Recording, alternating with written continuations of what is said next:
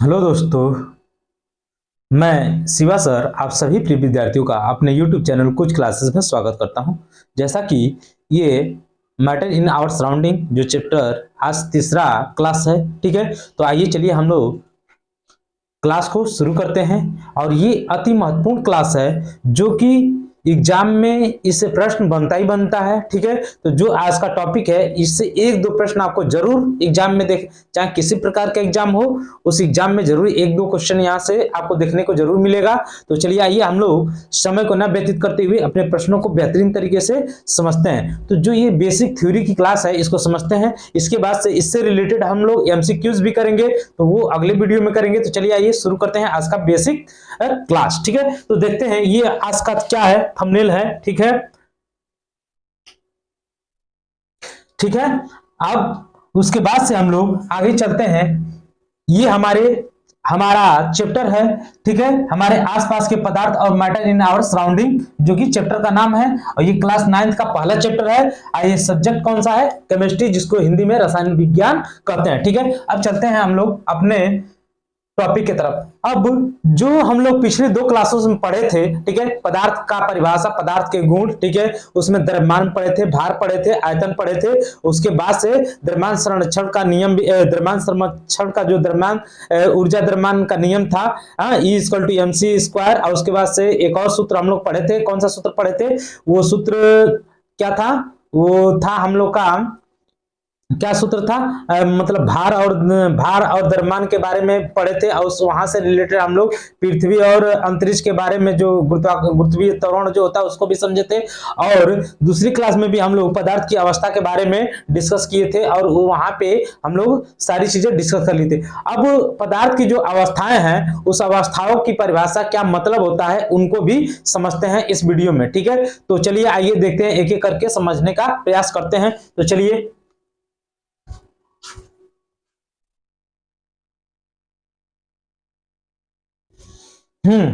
तो समझते हैं।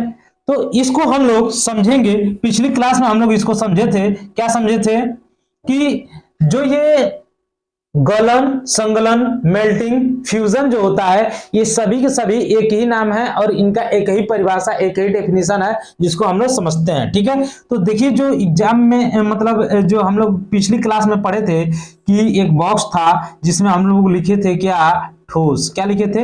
ठोस, ठीक है। ठोस को इंग्लिश में सॉलिड बोला जाता है। यहाँ पे लिखे थे हम लोग क्या? द्रव, ठीक है।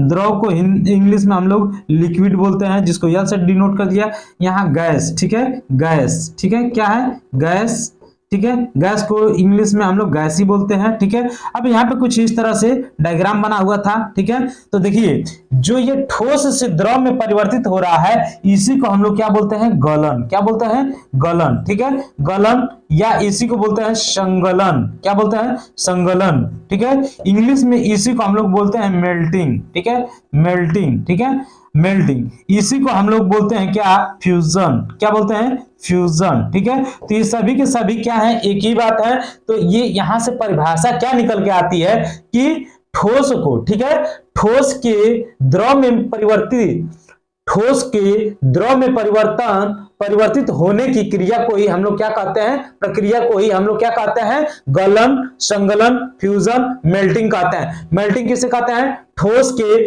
द्रव में परिवर्तित होने की प्रक्रिया को ही क्या बोलते हैं हम लोग? गलन, संगलन, मेल्टिंग, फ्यूजन बोलते हैं। तो ये सभी की सभी बात आप आपको समझ में आ गया होगा।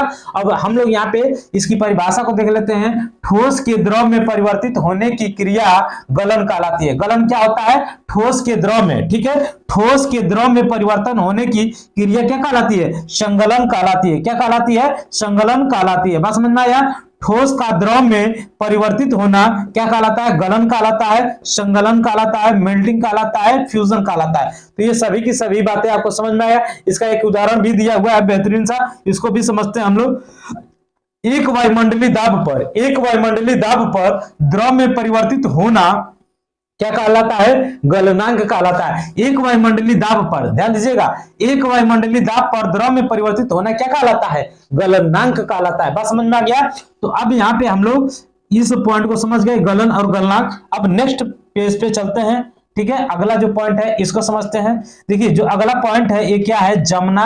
जमना मतलब हिमांक, हिमांक मतलब फ्रीजिंग सॉलिडिफिकेशन। जमना, हिमांक, सॉलिडिफिकेशन और उसके बाद से फ्रीजिंग, ये सभी की सभी बातें आप समझिएगा। ये कहां पे था, तो हम लोग जो ये डायग्राम पढ़े थे, ठीक है, इस डायग्राम में सॉलिड मतलब यस, ठीक है, द्रव मतलब लिक्विड, ठीक है, यहाँ पे हम बनाए थे गैस, ठीक है, ये बनाए थे गैस, ठीक है। तो जब देखिए यहां से, ठीक है, सॉलिड से लिक्विड में आता है तो ये क्रिया क्या कहलाती है, गलन कहलाती है, ठीक है, गलन या संगलन, या इसको क्या कहता है, गलन संगलन, और उसके बाद से इसको मेल्टिंग फ्यूजन भी कहते हैं। लेकिन जो हम दूसरा पढ़ रहे हैं जमना, तो ये क्या होता है, द्रव से, ठीक है, द्रव से ठोस में परिवर्तन, द्रव से ठोस में परिवर्तन, ठीक है, द्रव से ठोस में परिवर्तन, ठीक है, ठोस में परिवर्तन क्या कहलाता है, जमना, ठीक है, जमना कहलाता है, ठीक है। या इसी को हम लोग क्या बोलते हैं, हिमांक, क्या बोलते हैं, हिमांक। इसी को क्या बोलते हैं इंग्लिश में, फ्रीजिंग, क्या बोलते हैं,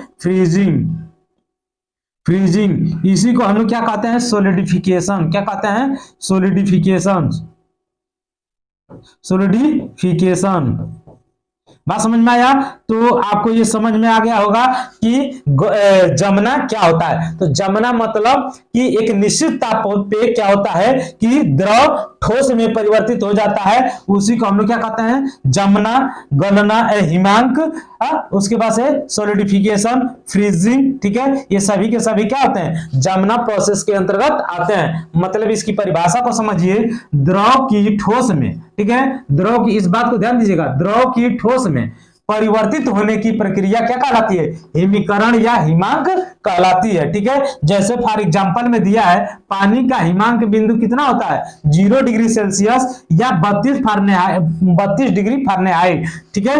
पानी का जो, जल का जो हिमांक बिंदु होता है, क्या होता है, हिमांक, जल का जो हिमांक बिंदु होता है ये क्या होता है, 0 डिग्री सेल्सियस या 32 डिग्री फारेनहाइट होता है। बात समझ में आया, ये क्या होता है, जल का क्या होता है, 0 डिग्री सेल्सियस या 32 डिग्री फारेनहाइट होता है। क्या होता है, हिमांक बिंदु, जिसपे क्या होता है, ये जम जाता है। तो आई होप आपको समझ में आ रहा होगा। हम लोग चलते हैं नेक्स्ट स्लाइड के पास, ठीक है। ये देखिए अगला जो है ये क्या है, ये देखिए बेहतरीन सा प्रश्न है, एग्जाम में आया हुआ भी है, ठीक है। संघनन क्या होता है, संघनन को हम लोग कंडेंसेशन बोलते हैं, संघनन, कंडेंसेशन, इसी को क्या बोलते हैं, लिक्विडिफिकेशन, लिक्विफिकेशन, क्या बोलते हैं, लिक्विफिकेशन, ठीक है। तो ये हम लोग डायग्राम में कहां पे देखे थे इसको, तो यहाँ पे देखे थे, ये जो डायग्राम बनाए थे हम लोग, तो यहाँ पे गैस था, क्या था, यहाँ पे गैस था, ठीक है, यहाँ पे क्या था, द्रव था, ठीक है, द्रव था। इस डायग्राम को बनाने का मेन पर्पज यही है कि आपको ये आपके दिमाग तक पहुंच जाए, ठीक है, तो आपके दिमाग तक पहुंच जाए। तो अब अभी तक हम लोग क्या पढ़े कि जब ठोस से द्रव में जा रहा था तो क्या हो रहा था, गलना, क्या हो रहा है, गलना, ठीक है, या संगलन। और जब हम द्रव से ठोस में जा रहे थे तो ये क्या हो रहा था, जमना, क्या हो रहा था, जमना, हिमांक हो रहा था, ठीक है। अब हम लोग क्या कर रहे हैं यहाँ पे, संघनन। तो संघनन में क्या होगा, ध्यान दीजिएगा, गैस के द्रव में परिवर्तन, ठीक है, गैस का द्रव में परिवर्तन क्या होता है, संघनन होता है, संघनन होता है, क्या होता है, संघनन होता है, ठीक है। गैस का द्रव में परिवर्तन संघनन होता है, जिसको इंग्लिश में क्या बोलते हैं, कंडेंसेशन बोलते हैं, कंडेंसेशन बोलते हैं, ठीक है। या इसको क्या बोलते हैं, लिक्विफिकेशन बोलते हैं, क्या बोलते हैं, लिक्विफिकेशन, ठीक है, फिकेशन बोलते हैं, ठीक है। बात समझ में आया। कभी कभी क्या होता है, क्वेश्चन बदल देता है, परिवर्तित कर देता है, तो ये इंग्लिश वर्ड यूज कर देता है, इसको हिंदी में लिख के दे देता है। तो आपको समझना होगा कि संघनन, कंडेंसेशन और लिक्विफिकेशन, ये तीनों के तीनों एक ही बात है। जो क्या करता है, गैस से द्रव में परिवर्तित करता है, उसको हम लोग क्या बोलते हैं, संघनन बोलते हैं। जो गैस से द्रव में परिवर्तित करता है तो उसको हम लोग क्या बोलते हैं, संघनन बोलते हैं, ठीक है, संघनन बोलते हैं। बात समझ में आ गया। अब यहाँ पे संघनन से कुछ रिलेटेड बातों को हम लोग समझ लेते हैं, जो कि यहाँ पे दिया हुआ है। सबसे पहली बात क्या है कि ये जो संघनन होता है, संघनन जो होता है ये वाष्पीकरण की विपरीत प्रक्रिया होती है। सबसे पहली बात क्या होती है, जो संघनन होता है, संघनन, ठीक है, संघनन जो होता है, संघनन वाष्पीकरण की वाष्पीकरण करण की विपरीत, ठीक है, विपरीत प्रक्रिया, विपरीत क्रिया है या प्रक्रिया है, ठीक है, प्रक्रिया है, ठीक है। दूसरी जो बात है, ये क्या इसमें बात है, संघनन का प्रयोग आसवन प्रक्रम में किया जाता है। संघनन का जो प्रयोग होता है, संघनन का प्रयोग, ठीक है, संघनन का प्रयोग, ठीक है, ठीक है, आसवन प्रक्रम में किया जाता है, आसवन प्रक्रम में किया जाता है, ठीक है। तो यहाँ पे समझिएगा कि आसवन जो होता है, ठीक है, आसवन, ठीक है, आसवन जो होता है ये किसके बराबर होता है, तो ये होता है क्वथन, ठीक है, क्वथन प्लस संघनन, संगठन, क्या होता है, संगठन, ठीक है, आसवन प्लस संगठन, ठीक है। तो ये आपको समझ में आ गया होगा, ये संगठन मतलब संघनन, ठीक है, संघनन, ठीक है, संघनन, ठीक है, ये भी सही कर लीजिएगा यहाँ पे, संघनन, ठीक है, संघनन। तो ये बात इंपॉर्टेंट है, समझिएगा कि ये जो संघनन होता है ये आसवन बराबर क्वथन प्लस संघनन होता है। आई होप आपको समझ में आ गया होगा कि संघनन क्या होता है। संघनन को हम लोग क्या बोलते हैं, संघनन को हम लोग कंडेंसेशन या लिक्विफिकेशन बोलते हैं, जिसका मतलब संघनन होता है। और संघनन पूछ दे कि किसे कहते हैं, तो गैस का द्रव में परिवर्तन, गैस का द्रव में परिवर्तन संघनन कहलाता है, कंडेंसेशन कहलाता है, लिक्विफिकेशन कहलाता है। जो कि आपको अभी मैं बताया कि यह किसका विपरीत प्रक्रिया होता है, तो वाष्पीकरण का विपरीत प्रक्रिया होता है। वाष्पीकरण का संघनन क्या होता है, विपरीत प्रक्रिया होता है, और इसका प्रयोग आसवन प्रक्रम में किया जाता है। आसवन प्रक्रम में संघनन का प्रयोग आसवन प्रक्रम में किया जाता है, ये वाष्पीकरण का विपरीत प्रक्रिया होता है। बात समझ में आ गया। अब हम लोग चलते हैं नेक्स्ट स्लाइड पे, अगला। ये देखिए, अभी हम लोग इससे पहले 3 चीजों को पढ़ चुके हैं, जो कि डायग्राम के माध्यम से समझिएगा यहाँ पे, ठीक है। तो अभी यहाँ पे हम बताएं कि ठोस होता है, ठीक है, ठोस, यहाँ पे क्या होता है, द्रव होता है, ठीक है, द्रव, ठीक है। तो अभी यहाँ पढ़े हम लोग कि ठोस से द्रव में परिवर्तित होना क्या कहलाता है, गलन कहलाता है, ठीक है। लेकिन जब द्रव से हम ठोस में जाते हैं तो उसको क्या बोलते हैं, जमना, क्या बोलते हैं, जमना, ठीक है, या इसको बोलते हैं हिमांक, क्या बोलते हैं, हिमांक, ठीक है, हिमांक बोलते हैं, ठीक है। ये होता है फ्रीजिंग, क्या होता है, फ्रीजिंग, ठीक है, फ्रीजिंग होता है। इसी को हम लोग क्या बोलते हैं, सोलिडिफिकेशन बोलते हैं, सोलिडिफिकेशन होता है। बात समझ में आया। अब देखिए यहाँ पे हम लोग पढ़े हैं, क्या पढ़े हैं, गैस, क्या पढ़े हैं, गैस, ठीक है। अब देखिए, जब गैस से द्रव में परिवर्तित होगा तो ये क्या कहलाएगा, संघनन कहलाएगा, क्या कहलाएगा, संघनन कहलाएगा। और संघनन को इंग्लिश में क्या बोलेंगे, कंडेंसेशन, कंडेंसेशन, क्या कहलाएगा, कंडेंसेशन। या इसी को हम लोग क्या बोलेंगे, लिक्विफिकेशन, लिक्विफिकेशन, ठीक है। तो ये समझ में आ गया होगा। अब देखिए, ये जो वाष्पन और क्वथन होता है, ये द्रव से गैस में परिवर्तन होने की क्रिया होती है। द्रव से गैस में परिवर्तन होने की क्रिया को हम लोग क्या बोलते हैं, वाष्पन या क्वथन, क्या बोलते हैं, वाष्पन या वाष्पन, ठीक है, वाष्पन या क्या बोलते हैं, क्वथन, वाष्पन या क्वथन, वाष्पन या क्वथन। इसको इंग्लिश में हम लोग बोलेंगे वेपोराइजेशन या बॉइलिंग,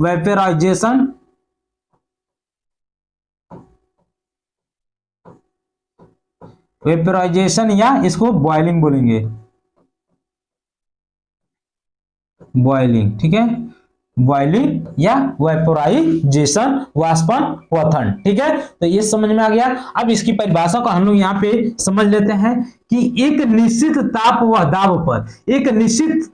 दाब पर द्रव अवस्था गैस अवस्था में परिवर्तित होती है, वाष्पन कहलाती है। जब क्या होगा, द्रव अवस्था गैस अवस्था में, ठीक है, द्रव अवस्था, देखिए यहाँ पे समझिएगा, द्रव अवस्था गैस अवस्था में परिवर्तित होगी तो वह क्या कहलाएगी, वाष्पन कहलाएगी, ठीक है। जैसे जल का जो क्वथनांक होता है, जल का क्वथनांक जो होता है कितना होता है, 100 डिग्री सेल्सियस होता है, एग्जाम्पल समझिएगा, जल का क्वथनांक कितना डिग्री सेल्सियस होता है, तो 100 डिग्री सेल्सियस होता है। ठीक है, तो ये समझ में आ गया होगा। एक निश्चित दाब पर द्रव का गैस में परिवर्तित होना क्या कहलाता है, वाष्पन कहलाता है। ठीक है, तो आई होप आपको समझ में आ रहा होगा। अब हम लोग डिस्कस करेंगे अगले पॉइंट को। ठीक है, अगला पॉइंट, अब ये जो अगला पॉइंट है ये क्या है, ऊर्ध्वपातन। क्या है, ऊर्ध्वपातन, ऊर्ध्वपातन, ये समझिएगा, ऊर्ध्वपातन। ठीक है, ऊर्ध्वपातन को इंग्लिश में क्या बोलते हैं, सब्लिमेशन। ऊर्ध्वपातन को इंग्लिश में क्या बोलते हैं, सब्लिमेशन। ये जो क्या होता है कि देखिए, ये जो पॉइंट दिया हुआ है यहाँ पे, ठीक है, तो ठोस का बिना द्रव में परिवर्तित हुए बिना सीधे गैस में परिवर्तन, मतलब ठोस का गैस में परिवर्तित होना क्या कहलाता है, ऊर्ध्वपातन, सब्लिमेशन कहलाता है। ठोस का बिना द्रव में परिवर्तित हुए गैस में परिवर्तित हो जाना क्या कहलाता है, ऊर्ध्वपातन कहलाता है। तो आपको समझ में आ गया होगा ऊर्ध्वपातन क्या होता है, ठोस पदार्थ को गर्म करने पर सीधे वाष्प में परिवर्तित होना। ठीक है, ठोस पदार्थ को गर्म करने पर सीधी गैस अवस्था या वाष्प में परिवर्तित होना क्या कहलाता है, ऊर्ध्वपातन, सब्लिमेशन कहलाता है। तो थोड़ा सा हम लोग इसको डायग्राम के माध्यम से समझते हैं। ठीक है, क्या समझते हैं यहाँ पे देखते हैं कि यहाँ पे हम लोग अभी पिछले ही स्लाइड पे पढ़े हैं ठोस। ठीक है, तो ठोस जो है, ठोस यहाँ पे हम बनाए थे क्या, द्रव। ठीक है, द्रव। यहाँ पे क्या बनाए थे गैस। क्या बनाए थे, गैस। ठीक है, तो देखिए जब हम लोग क्या कर रहे थे, ठोस से द्रव में आ रहे थे तो इसको क्या बोल रहे थे, गलन। क्या बोल रहे थे, गलन। जब हम द्रव से ठोस में जा रहे थे तो इसको क्या कह रहे थे, जमना या हिमांक। ठीक है, अब देखिए जब हम यहाँ द्रव से गैस में जा रहे थे तो इसको वाष्पन या क्या बोल रहे थे, क्वथन बोल रहे थे। क्या बोल रहे थे, क्वथन बोल रहे थे। ठीक है, अब यहाँ पे गैस से हम लोग द्रव में परिवर्तित हो रहे थे तो क्या बोल रहे थे, संघनन। क्या बोल रहे थे, संघनन। क्या बोल रहे थे, संघनन या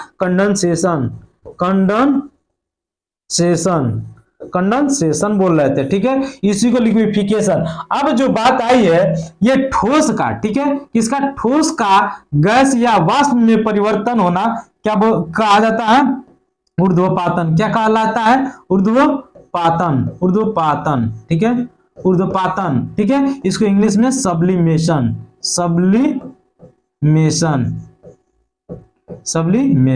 ठीक है, तो ऊर्ध्वपातन क्या होता है, ठोस का गैस या वाष्प में परिवर्तन क्या कहलाता है, सब्लिमेशन, ऊर्ध्वपातन कहलाता है। बात समझ में आ गया।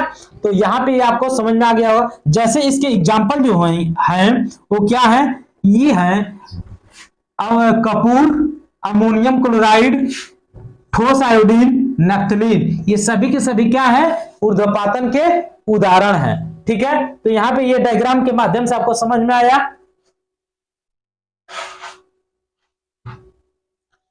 ठीक है, अब हम लोग चलते हैं नेक्स्ट स्लाइड पे। ठीक है, अगला पॉइंट जो है समझते हैं। ठीक है, अगला जो पॉइंट है ये क्या है,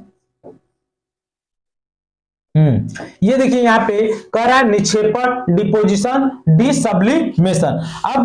अब इन डायग्रामों को हम लोग समझते हैं जो अभी तक इसको दोहराए हैं। ठीक है, तो यहाँ पे हम लोग पढ़े हैं क्या, ठोस। क्या पढ़े हैं, ठोस। ठीक है, यहाँ पे पढ़े हैं क्या हम लोग, द्रव। ठीक है, क्या पढ़े हैं, द्रव। यहाँ पे क्या पढ़े हैं, गैस। ठीक है, तो इन तीनों के बीच में क्या रिलेशन है इसको समझते हैं।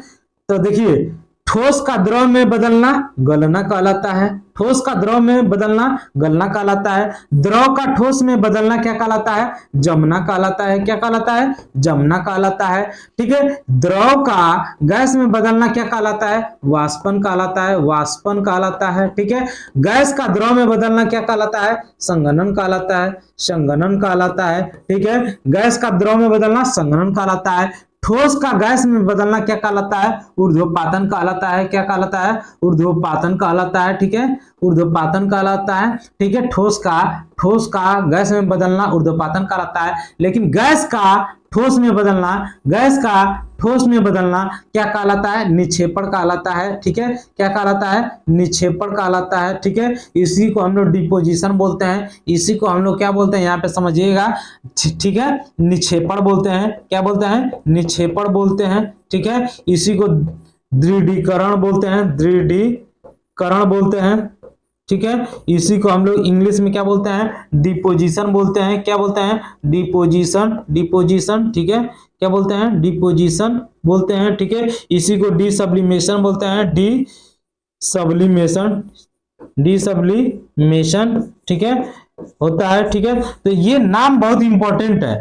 ये प्रश्न कहां से बनते हैं? ये प्रश्न नाम चेंज करके बना दिए जाते हैं। ठीक है, तो इसीलिए एक प्रश्न जो मिला है आपको, इन सभी नामों को बेहतरीन तरीके से तैयार कर लीजिए, जिससे कि प्रश्न बदल के आए तो भी आप आसानी से इसको क्या करें, कर सकें। ठीक है, तो इनको समझिए। ठीक है, निक्षेपण, दृढ़ीकरण, डिपोजिशन और डिसब्लिमेशन, ये सभी के सभी क्या है? एक ही नाम है। इनका क्या मतलब है? गैस का ठोस में, ठीक है, गैस का ठोस में परिवर्तित होना क्या कहलाता है? निक्षेपण कहलाता है। अब देखिए, इसको हम लोग समझते हैं यहाँ पे डिफिनेशन के माध्यम से।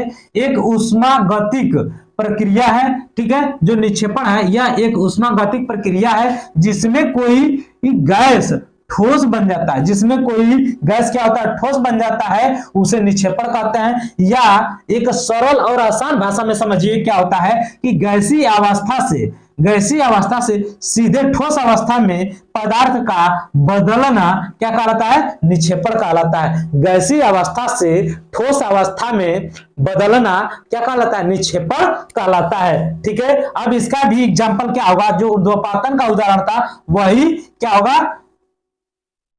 निक्षेपण का उदाहरण होगा। जैसे कपूर, ठीक है, अमोनियम क्लोराइड, ठीक है, NH4Cl2, ठीक है, Cl क्लोराइड। ठीक है, इसका जो सूत्र होगा NH4Cl, क्या हो जाएगा इसका सूत्र? NH4Cl। ठीक है, NH4Cl। ठीक है, आयोडीन का क्या हो जाएगा? I2। ठीक है, अब नेफ्थलीन, ये भी क्या हो जाएगा? निक्षेपण का उदाहरण हो जाएगा। ठीक है, तो आई होप आपको ये समझ में आ गया होगा क्या, कि इस डायग्राम के माध्यम से एक बार और हम लोग समझते हैं। ठीक है, ठोस का द्रव में जाना, ठोस का द्रव में जाना क्या कहलाता है? गलन कहलाता है। ठीक है, और द्रव का ठोस में आना ये क्या कहलाता है? जमना कहलाता है। द्रव का गैस में जाना वाष्पन या क्वथन कहलाता है। ठीक है, गैस का द्रव में परिवर्तन संघनन, कंडेंसेशन, लिक्विफिकेशन कहलाता है। ठीक है, ठोस का गैस में जाना, ठोस का गैस में परिवर्तन ऊर्ध्वपातन, सब्लिमेशन कहलाता है।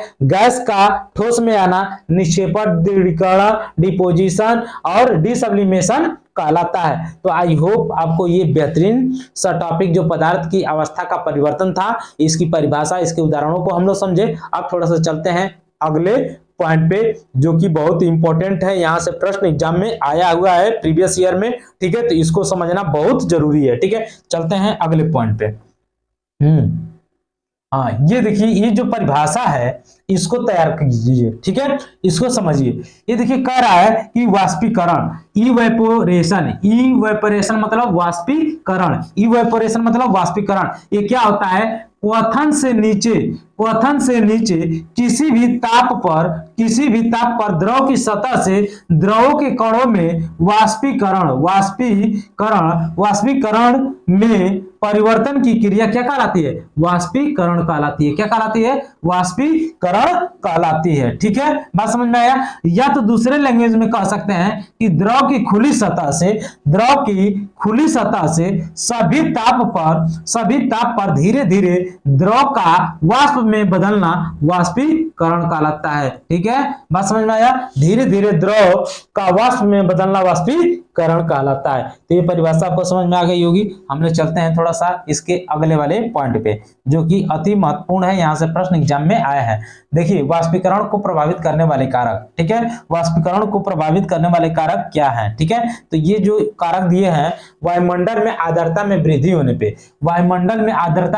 होने पे क्या होता है? वाष्पीकरण जो होता है,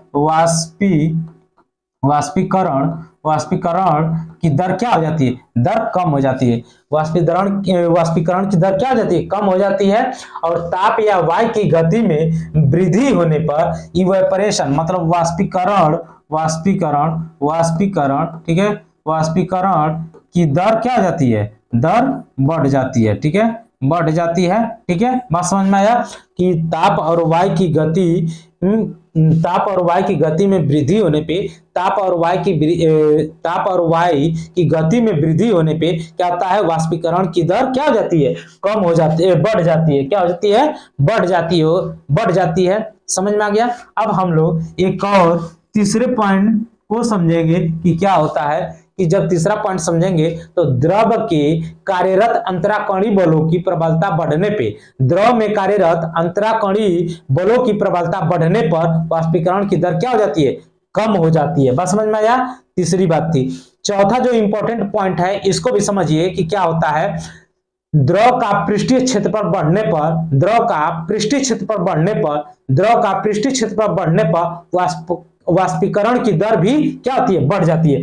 मतलब पृष्ठीय क्षेत्रफल बढ़ने पर, द्रव का पृष्ठीय क्षेत्रफल बढ़ने पर वाष्पीकरण की दर भी क्या हो जाती है, बढ़ जाती है। तो आई होप आपको समझ में आ गया होगा वाष्पीकरण को प्रभावित करने वाले कारक मुख्य क्या है। अब थोड़ा सा पढ़ेंगे वाष्पीकरण का प्रभाव। वाष्पीकरण का प्रभाव किन किन जगहों पे होता है, थोड़ा इनको उदाहरण के माध्यम से समझते हैं। ठीक है,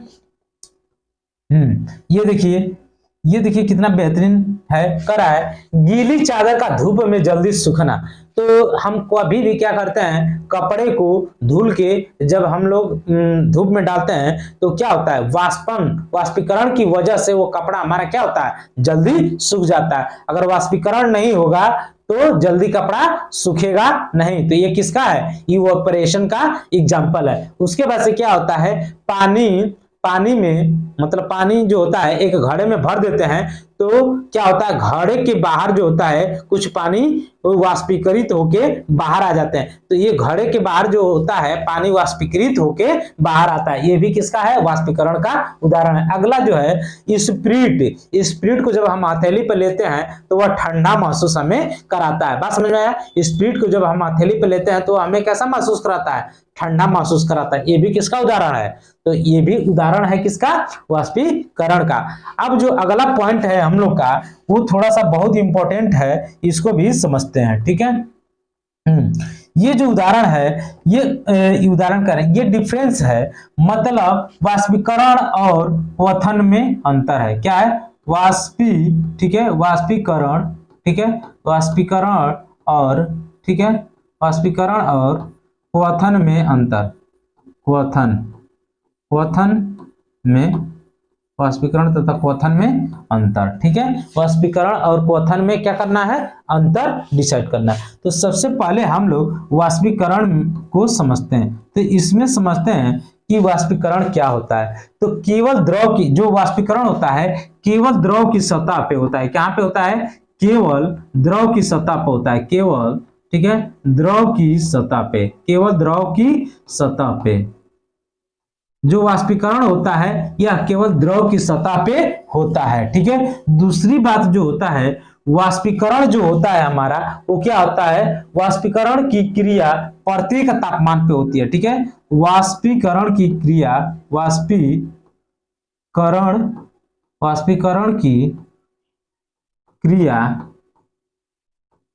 वाष्पीकरण की क्रिया प्रत्येक ताप पर होता है। ठीक है, प्रत्येक